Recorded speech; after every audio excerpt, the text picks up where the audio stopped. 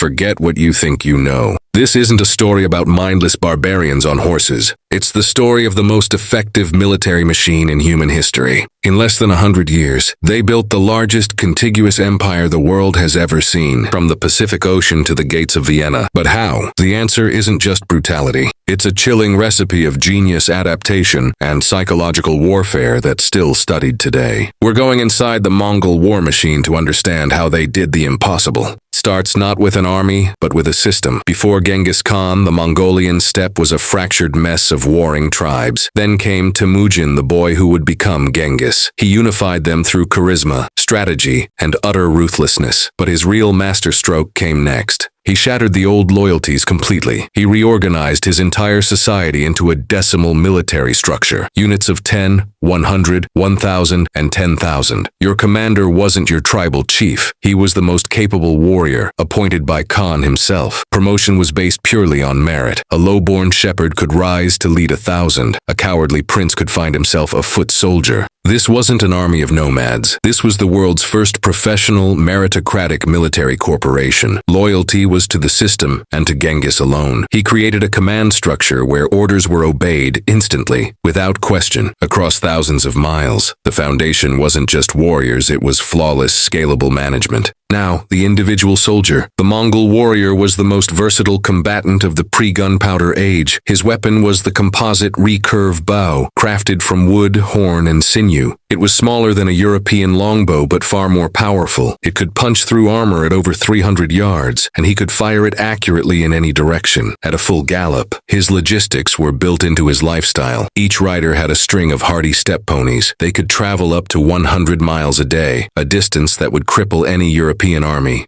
They carried dried milk curd, cured meat. They could even drink their horse's blood. They moved without a cumbersome supply train.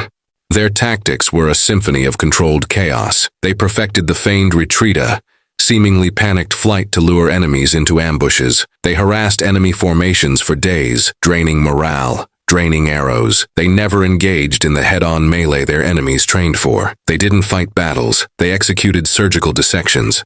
But their most powerful weapon wasn't the bow, it was fear, meticulously engineered. The Mongol reputation for total annihilation was a deliberate strategy. When they approached a city, they offered a stark choice: surrender immediately, pay tribute, and your people will be spared. Resist and everyone dies. The city would be erased from the earth. This wasn't just talk. They followed through. With horrifying consistency, cities that resisted were made into examples. The pyramids of skulls outside the walls weren't just acts of savagery. They were strategic messaging for the next city. This surrender or die policy was terrifyingly efficient. It saved them countless costly sieges. They won wars through intimidation before the first arrow was loosed.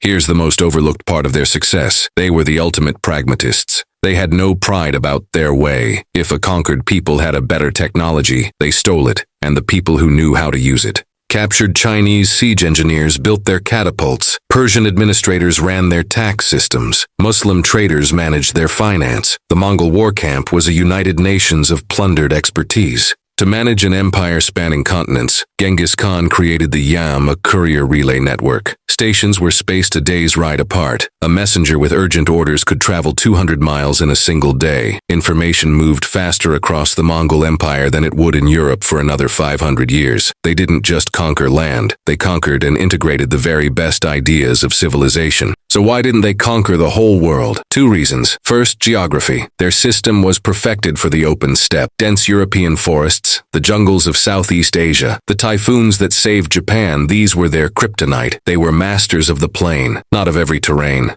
Second, and more importantly, success itself. The empire grew too big, too rich, too fractured. The grandsons of Genghis began fighting each other. They settled in the luxurious cities they conquered: Samarkand, Beijing, Baghdad, and grew soft. They lost the hardy, disciplined edge of the steppe. The war machine, designed for endless expansion, rusted from within. It fractured into rival khanates and was absorbed by the very cultures it had dominated. The Mongol Empire's true legacy isn't just a map painted red, it's the connections they forged. The Pax Mongolica, the Mongol peace, secured the Silk Road from one end of Eurasia to the other. For the first time, goods, ideas, and people flowed freely from China to Europe. This exchange transferred everything. Technologies like gunpowder, the printing press, and the compass moved westward. It also transferred disease. The Black Death likely traveled along Mongol trade routes, devastating Europe and changing history forever. They were the brutal, unintentional midwives of the modern world. They proved that conquest isn't just about force, it's about systems, intelligence, and the ruthless integration of every possible advantage. They didn't just conquer half the world, they wired it together.